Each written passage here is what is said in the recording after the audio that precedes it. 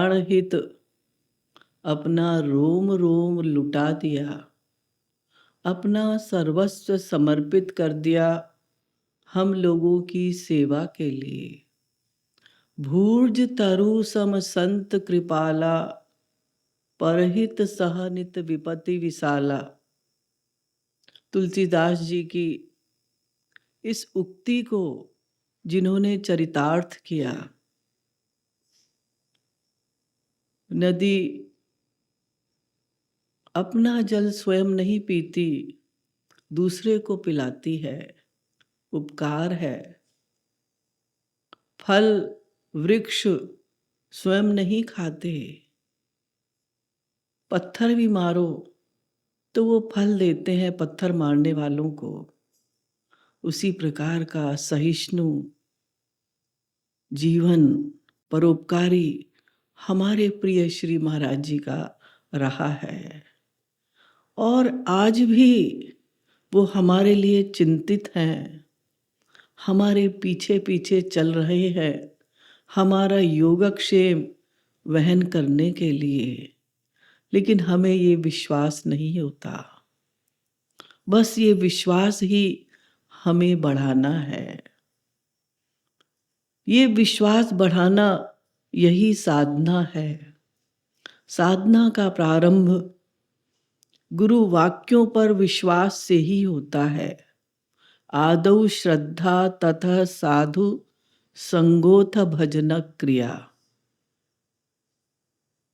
भक्ति रसामृत सिंधु में जो ये क्रम बताया गया है साधना का, कि एक साधक कैसे आगे बढ़े, आध्यात्मिक यात्रा कैसे प्रारंभ हो, स्पिरिचुअल जर्नी कैसे हो, तो श्रद्धा यानी संसार से वैराग्य होगा तो श्रद्धा होगी। भगवान के अनेक प्रकार के नौकर हैं जो कि हमें आगे ले जाते हैं भगवान के पास।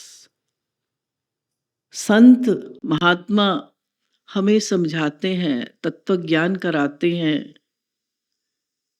संसार में सुख नहीं है, संसार में सुख नहीं है, केवल भगवान को जानकर ही वो सुख हमें प्राप्त होगा जिसकी हम खोज में हैं। किंतु फिर भी हम लोगों की बुद्धि में ये बात नहीं आती।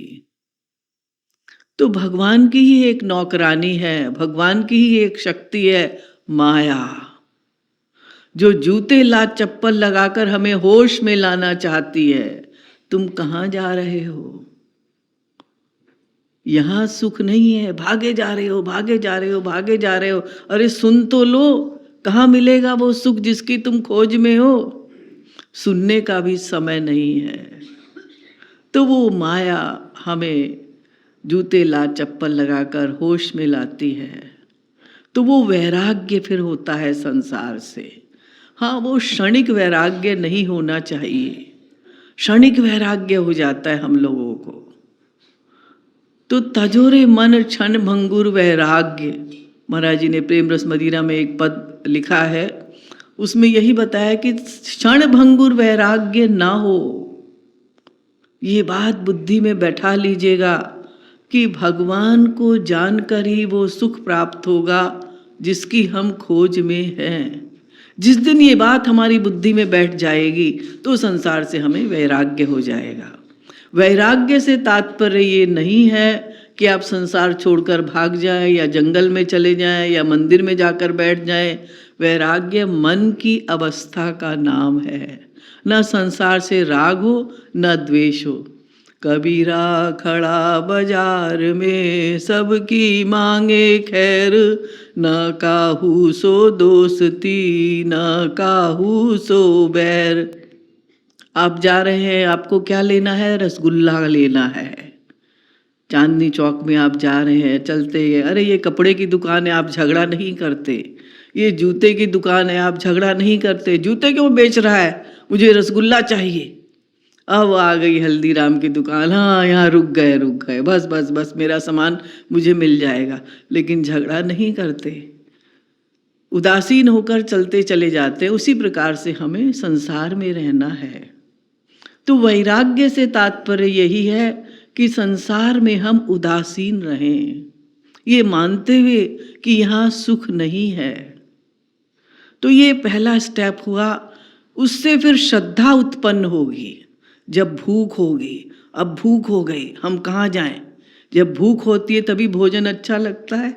जब भूख नहीं होती, पेट भरा हुआ है, तो कितने 56 व्यंजन आपके सामने आ जाए, कहते नहीं भाई अब मैं नहीं खा सकता। तो आदौ श्रद्धा के लिए संसार से वैराग्य आवश्यक है। तो वो श्रद्धा गुरु के प्रति होगी, फिर भजनक क्रिया, फिर उनके द्वारा बताई हुई साधना में हमारा मन लगेगा। 100% उनकी आज्ञा का पालन करते हुए, उनकी शिक्षाओं का पालन करते हुए हम आगे बढ़ें। तो प्रथम नमन गुरुवर पुनि गिरिधर। यद्यपि गुरु और भगवान एक ही हैं, उसमें भेद मानना भी अपराध है, क्योंकि 2 पर्सनैलिटी नहीं है। अरे अगर 2 पर्सनैलिटी हैं तो या तो ये छोटा होगा या तो ये छोटा होगा या दोनों बराबर होंगे। तो 3 तरह की बातें हमारे शास्त्रों में लिखी हैं। कुछ लोग कहते हैं भगवान बड़ा है, कुछ लोग कहते हैं नहीं नहीं गुरु बड़ा है, कुछ लोग कहते हैं भगवान और गुरु दोनों बराबर हैं। महाराज जी ने कहा तीनों बातें गलत हैं और तीनों सही हैं और तीनों गलत हैं, क्योंकि महाराज जी का यही स्वभाव रहा है। विरोधाभासी सिद्धांतों का उन्होंने समन्वय किया है। तो उन्होंने कहा कंपैरिजन तो तब हो जब 2 पर्सनैलिटीज हों, वो एक ही पर्सनैलिटी है, दोनों में कोई अंतर नहीं है। तो गुरु और भगवान को एक मानकर हमें साधना करनी है, हमें आगे बढ़ना है। तो प्रथम नमन गुरुवर पुनि गिरिधर। जोई श्री गिरिधर वोई श्री गुरुवर, दोनों एक ही हैं। हम उनकी कृपा की याचना करते हैं, कृपा कृपा कृपा, लेकिन वो कृपा कैसे होगी? क्योंकि हमारा अंतःकरण शुद्ध नहीं है। वर्षा हो रही है, पानी बरस रहा है, पात्र हमारा उल्टा रखा हुआ है, बाल्टी आपने ऐसे उल्टी रख दी तो फिर उसमें बरसात का पानी कैसे आएगा? बस वही स्थिति हमारी है। कृपा की वर्षा तो निरंतर ही हो रही है, लेकिन हम उस कृपा का अनुभव नहीं कर रहे। उस कृपा का अनुभव करना हर परिस्थिति में, जैसी भी परिस्थिति हो, सुख आए दुख आए, हानि हो लाभ हो, जीवन हो मरण हो, यश हो अपयश हो, हर परिस्थिति में, विपरीत परिस्थिति में भी, प्रतिकूल परिस्थिति में भी हम उनकी कृपा ही रियलाइज करें तो हम उनके कहने का अधिकारी हैं। अन्यथा तो जब अनुकूल परिस्थिति होती है, हाँ बड़े कृपालु हैं, बड़े कृपालु हैं। जब प्रतिकूल परिस्थिति हुई, क्या किया मेरे लिए? मैं तो 20 साल से सत्संग में आ रहा हूँ, मेरे साथ ऐसा क्यों हो गया? बस जीरो कर ली सारी कमाई। तो हमें प्रतिकूल चिंतन नहीं करना। कृपा की वर्षा निरंतर हो रही है, लेकिन हम दोनों परिस्थिति में उनकी कृपा माने। रात के बाद दिन, दिन के बाद रात, ये क्रम बना हुआ है। सुख के बाद दुख, दुख के बाद सुख आता ही है, अवश्य आता है।